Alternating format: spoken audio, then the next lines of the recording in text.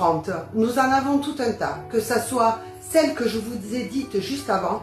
Il y a encore les addictions au portable, au sport, au travail, voire même une addiction à une personne. Alors, qu'est-ce que veulent dire ces addictions? Les addictions, c'est un manque, un vide que nous avons en nous et que nous essayons de combler. Ce manque et ce vide nous fait ressentir des émotions très fortes qu'on n'arrive pas à gérer. Alors qu'est-ce qu'on fait? On va se réfugier vers des plaisirs immédiats. Ça t'est sans doute déjà arrivé, tu es sur ton canapé, tu t'ennuies, tu ressens un vide, un manque.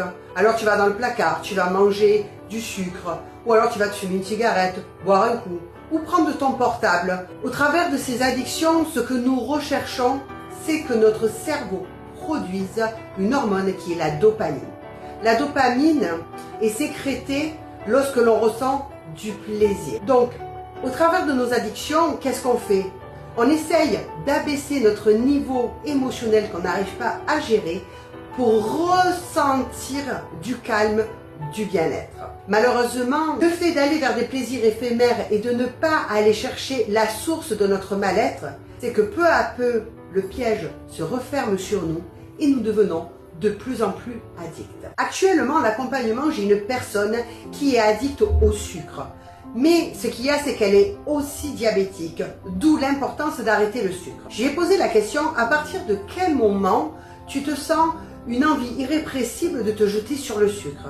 Elle me dit, très souvent, c'est quand j'ai un niveau émotionnel qui est très intense, lorsque ma famille ou mes enfants me téléphonent et me racontent leurs problèmes. J'ai d'une part l'impression de devoir supporter tous leurs problèmes et en plus de ça, je n'arrive ni à leur dire ce que je pense, ni ce que je ressens, ni à poser mes limites. Tant que cette personne ne posera pas ses limites et tant qu'elle n'ira pas ce qu'elle ressent au niveau de ses émotions, de poser ses limites et dire ce qu'elle a à dire, cette personne continuera à aller vers le sucre. Car le fait de manger du sucre déjà lui permet de taire ses émotions, d'essayer d'apporter de la douceur à l'intérieur d'elle alors qu'elle n'arrive pas à le donner à l'extérieur en imposant ses limites. Ce n'est pas parce que tu es addict à quelque chose que tu es faible. Non. C'est qu'à un moment donné dans ta vie, tu as vécu une situation où tu as perdu ton pouvoir. Au niveau émotionnel s'est enflammé et pour faire taire cette douleur si intense, tu t'es dirigé vers un plaisir immédiat qui pouvait de façon éphémère éteindre l'incendie de tes émotions. Le but de te faire accompagner sur ton addiction, c'est de permettre de mettre un baume réparateur sur une plaie qui est encore béante en toi. Alors si tu as aimé cette vidéo, je t'invite à la liker, à la partager pour toutes les personnes qui auraient des addictions et qui seraient intéressées par cette vidéo.